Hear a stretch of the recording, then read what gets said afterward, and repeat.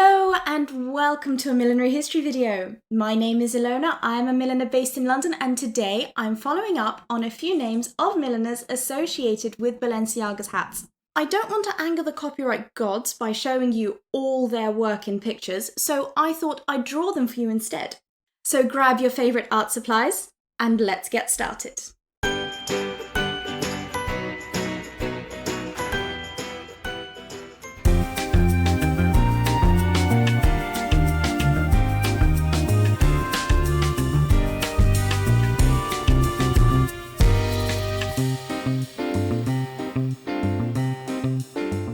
We'll start with Aldo Sardinia, who was Cuban.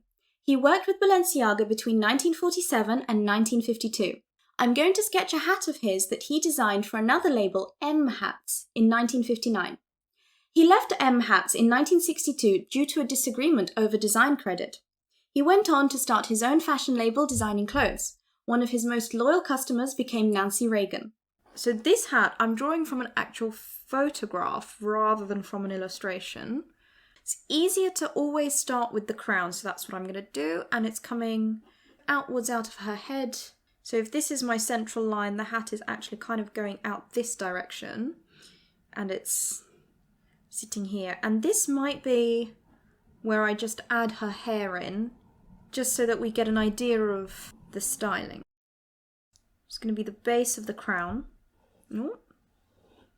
And I'm trying to match the lines of my croquis here. So I've got this curve here, which I'm going to follow here. And then the top curve, because we don't see the top of the hat, it's going the other way. Let's measure on her face. So if this is her face, then her hat is maybe just a little bit taller. No, that's definitely too tall. My original line was better. So back to the original line, and then it should really be a bit more out forwards. And this definitely has a line in and this way and in and this way. And what this signifies to me, this little bit of crimpling here, it's not actually the shape of the crown that's doing that. I think it's because it's just a very soft hat. So if I was to remake this, I know to not stiffen the crown too much. Let's work on the brim now. It's a very short brim. And it doesn't look structured because there's a little wave in it there. So I don't think it's going to have a wire in it. So that's also a very useful piece of information. That goes out of the head and back like that. I'm actually quite pleased with my brim, but what I'm not too pleased with is the crown. A bit more forwards, I think. I'm going to take it out a bit more. There we go. That's better. There we go. It just needed to be out slightly further. Even though this is a head-sized hat, you have to take into account that it's sitting on some voluminous hair. And that's what this little corner accommodates to. So you don't want to draw it sticking straight to the head here. So the head is going here and here. You can see that there. And my hat is actually coming out further. You've always got to accommodate the hair. Now let's draw in the decoration, which looks like it's a velvet ribbon. Isn't it lovely? So soft and romantic. And this is a very simple straight bow. I think that this is ready to colour in. My model in the image has got blonde hair.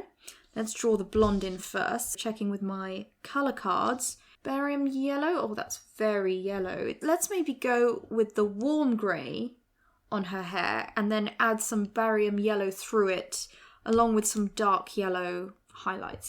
The lightest colour first, which is my warm grey, on the hair, and then we're going to go in with some colour with the barium yellow. The dark tone. Problem with hair is that it has great potential to ruin the thing. We're here for the hats, not the hair. That's enough. Now, because I'm working off a photograph, I can see exactly what colour her lipstick is, and it is geranium. And now the hat. It's peach, so the two colours I'm going to end up using are going to be the salmon pink and the rose beige.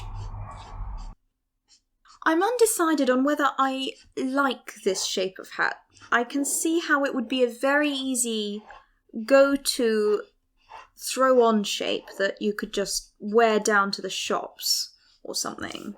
But that's about it.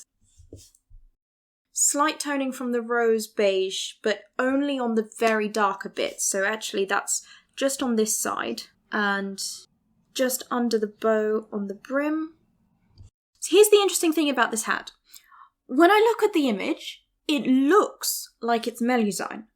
The shaggy kind of hood, very popular around this time. I believe this image is from around the 1950s, late 50s, I think 59. But underneath the image, it says that the hat has got feathers going all the way around it. I'm not going to draw that because that's just too complicated. I'm going to make a note. But if I was to make this hat, I'm going to interpret it as Melusine. Let's line the bow, and I did already decide that the bow was velvet. And then I might as well line the outside of it. And this is something I haven't done in all the other pictures, but I will do on this one. I'm just going to line her face as well. And I'm using the 0.1 fine liner. There we go. I think that looks really cool. I haven't actually illustrated the Melusine. I don't want to go in and just add extra bits, so I've labelled that it's Melusine. That will do. And we've got to label her. There she is. I think that's rather pretty. Velazio de Attenville was Balenciaga's partner. I've already spoken about him in my previous video. The hat I'm going to draw is from a series of sketches he made for Balenciaga from 1942 to 1944. On the side it says ce soir, so maybe it's an evening thing, so I'll keep that in mind as I'm sketching it. This image does not have any colour or anything. I'm going to get the proportions in first. So it's got a base that's about this big, then it's got a plume that's about, I'd say, almost the size of her face. So if I just get a measurement from here to about slightly lower, so this is going to be the top of my plume. And then I've got my bow that is about the same width as her head, probably about this big. First loop, second loop that's bigger, and then the third loop that's pointing forwards. And it's the same on the other side. And then the feather. Okay, no, the feather's going to be bigger. Maybe I started it too high up on her head, but never mind. Adding in the sides of the bows, give it a rounded shape. It really looks like a star on her head. This one comes out and goes round. That leg is already there. You can definitely see the base poking out a bit. She has got the most fabulous earrings.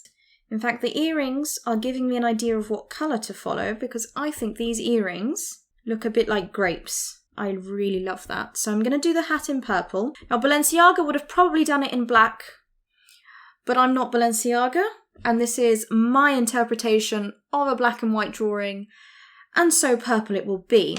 I want it dark because it's an evening purple. So let's go for the light violet, and then I'm going to use the aubergine as the highlights. Start with the light violet, just getting some of that colour on there.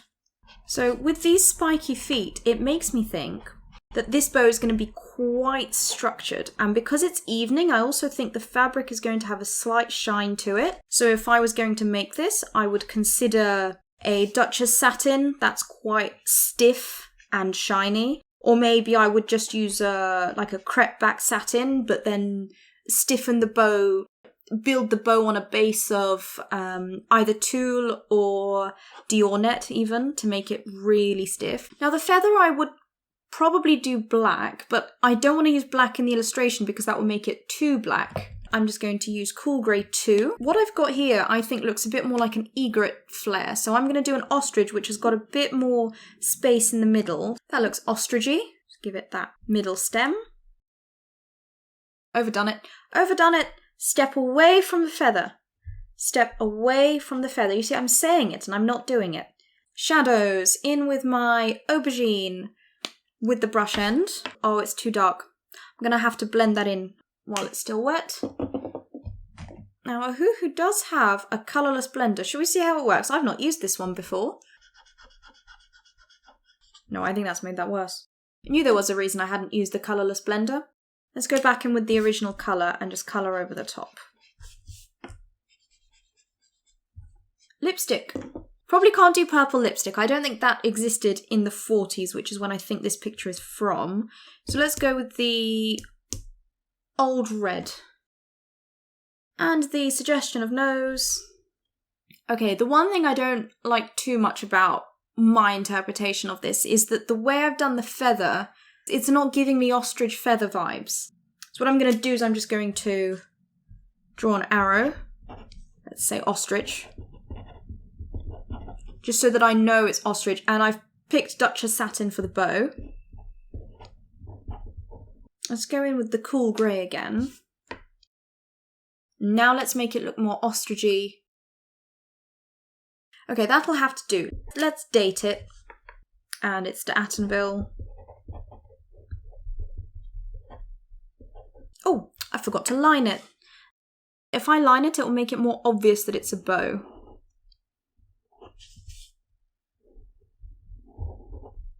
And I'm using the thicker 0.5 liner. There we go. There she is. Last but not least, we've got the Lagrusse. These are two sisters, Germaine and Heloise, who started their business in 1913. According to the catalogue, they started collaborating with Balenciaga in 1939. I'm not sure when their work together ended. The hat I'm drawing is from 1947. This allows me to use my croquis for the back of the head. These are very good for those 1950s calo half hats that sit on the back of the head because you can get all the detail in where you want it. Let's start with the outline. I would describe this as a Dutch bonnet style hat. There's a bow at the nape of the neck. Just start with that straight away. There's a little knot over here. And then there's another leg that comes out. This is definitely a velvet bow. And again, this is a photograph, so I can see exactly what materials this is. This isn't me trying to reinterpret someone else's drawing. In many ways, it's not as fun as trying to interpret a drawing, but just drawing from a photograph, still really good practice. So I've got two marks here. This is where the ear is. I don't like drawing in ears, that's why I've just got it as a mark. It comes out forwards and curves, and then goes to the top of her head. So this is what I meant by a Dutch bonnet, you see. And once again, I'm overdrawing because it's sitting on her head, not literally stuck to her head. So I'm drawing the line up. And then it's got the front bit of the bonnet, joins up over here. And then the back bit of the bonnet, which seems to be in two parts. So you've got the skull cap bit that follows around the shape of her head. I've never drawn a hat in this style. I actually think it's really pretty. Makes me want to make it. I was going to say no idea how I'd make it, but that's the point of drawing it, is I'm going to find out how I might make it. This is definitely embroidered velvet. If you open up the image that I've linked to in the description box below, you'll be able to see the way the light is bouncing off this velvet. It is divine. And it's got stuck on crystals, which would make it so much easier than embroidering it. With the X's, I'm following around the curve of her head. I can tell it's 3D because actually one of these clusters is sticking up over her head there, and in fact over here as well. You know, in many ways they just look like dark raspberries. So that would be fun, wouldn't it? If I was to interpret this, I probably wouldn't bother sticking all the Swarovskis on, but maybe I could do it with raspberries, with you know, you can get the fake fruit berries. I think that would look pretty awesome. I'll sketch that in definitely with black later. This time I will actually use a black marker. Another couple that stick up over here, and then the small clusters. The front bit is all decorated as well. Gosh, this is just pure luxury. The amount of crystals. This would have been a mighty expensive hat, I think. I don't like designing hats at such high price points because I think they become a bit prohibitive and I want more people to wear hats.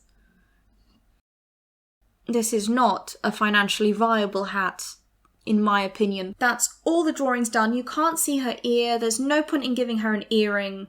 Colouring in. Let's pick some reds. Once again, I've got my colour card here. Now it's got lighter and darker areas, so I'm going to definitely come in with a lighter red. Coral pink is too pink, so my only option is vermilion. But I've also got my Winsor & Newtons. Let's just test them. That's so very orange. Okay, I'm going to stick with the vermilion. And then I'm probably going to add in the darker details, just going over it again and again with the vermilion until it just gets dark. Let's start with the bow. Oh, it looks so orange. It doesn't look this orange in the picture. Oh well, there's nothing I can do about that. You see, this is where, if I could be bothered, I would be using something like gouache, because then I can mix my own colour rather than using a prescribed colour that's given to me. But again, what I can infer from this, if I was making this hat, is that it's quite a specific colour that I'm looking for. So I might want to look into options such as, do I want to custom dye some fabric, or do I want to not worry about it too much and use a more standard shade of red? Let's draw this hat, and I'll get out my velvet swatch cards and I'll talk a bit more about what I mean by that. Because I don't think my current velvet supplier has this kind of traffic light red in their swatches, so I'd have to custom dye it myself. That's the first layer. I'm going to leave that to dry, and while that's drying, I'm going to go grab my swatches. Here we are with my swatch book. This is Beckford Silk. This is not sponsored, but they are my favourite silk supplier in the UK. This vermilion would probably work the best. Oh, that is spot on. So you see how the red, this one is just a bit too deep. This one is more of the geranium red colour. But this red over here is definitely more of the vermilion red. Oh, well, it's named the same. There we go. That's the exact shade of velvet that I would use if I was going to make this hat. I'm guessing this layer is dry. I need to make sure that I leave the light areas light. So let's start shading in from the back. This has got some shadow on it. This bit that bumps up. The light's falling all the way over here, so I'm not touching that area. And then this bit here is really dark because it's under the bumpy bit. And then, well, actually, this whole area is dark except for that little triangle there where the light is hitting. Oh dear, I've got a hungry kitten over there. I've got a hungry kitten. And a hungry husband. Are you hungry too? I've fed the cat twice now. You can feed yourself. This is my cool grey for the bow. The whole of the underside of this is dark. The whole of this is dark. So the light is just hitting the edges like that. And the whole of the inside there is dark. This bit's all dark. And then this top bit's dark. And then the underside. Oh, my kitten! I might as well, while I've got this here, shade in the dark areas of the hat, which is...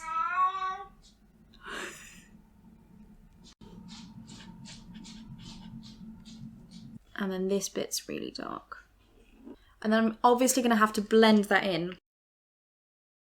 While the grey is still wet, I'm going to come in with the vermilion, try and blend that into the relevant areas.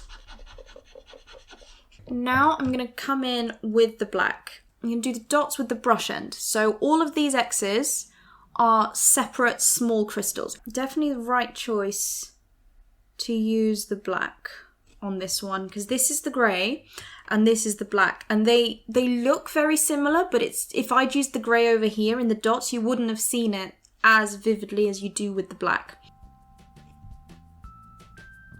And to get that bigger size, I'm pressing down with the pen a bit harder than I would normally on the small ones.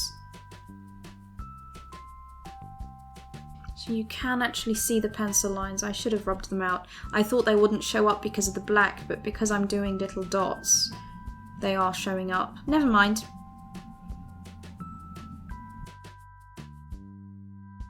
Okay, that's it. Pen's down. I'm quite happy with that.